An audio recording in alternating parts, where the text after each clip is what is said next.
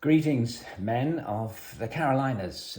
This is Trevor, and I'm looking forward to coming to speak at the men's retreat. Now, there are some concerns that the old guy, he's only a few years away from 80. How on earth can he be relevant to us? Well, I have to say that my life has been full of the most wonderful experiences and challenges. Before I get to be with you, I've got to suffer through a 7-day sailing trip around the British Virgin Islands with 7 or 8 clergy, and that will be the most amazing experience, as it has been for the last 10 years. God has blessed me with some capacity to be alive and well and healthy. When I was 60, I decided I should take my motorcycle driver's license and get a motorcycle.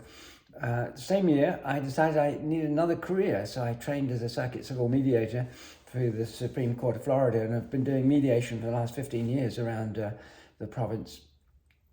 And then at 70, I decided it was time to take on a new vocation, which was to climb as many of the 14,000-foot peaks in Colorado as I could.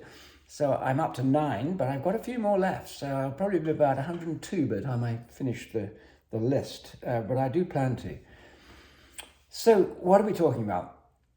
Well, let's begin at the end, have the end in mind. Joseph, when he names his 2 children, he says, this is Manasseh and this is Ephraim. And the meaning of the words is, the Lord has made me forget.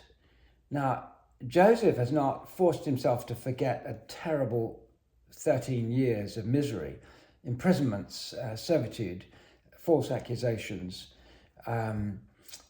dislocation from his family, broken family relationships.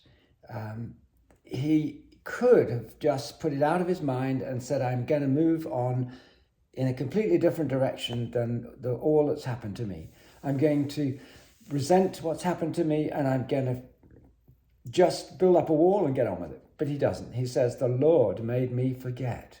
Meaning, it doesn't go away, but you don't live out of the bitterness and the misery of it. You live out of a sense of the existential meaning that God's given you for your life and this suffering.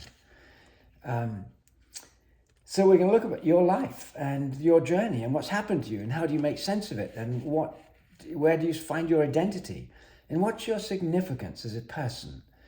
Because that leads us to the last of the naming of the children.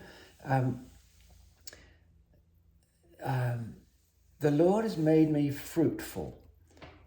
So can you say that at this point in your life, that through the suffering, not around the suffering, through the difficulties, through the painful experiences in childhood, can you say the Lord has made you fruitful because of what happened to you, not despite it?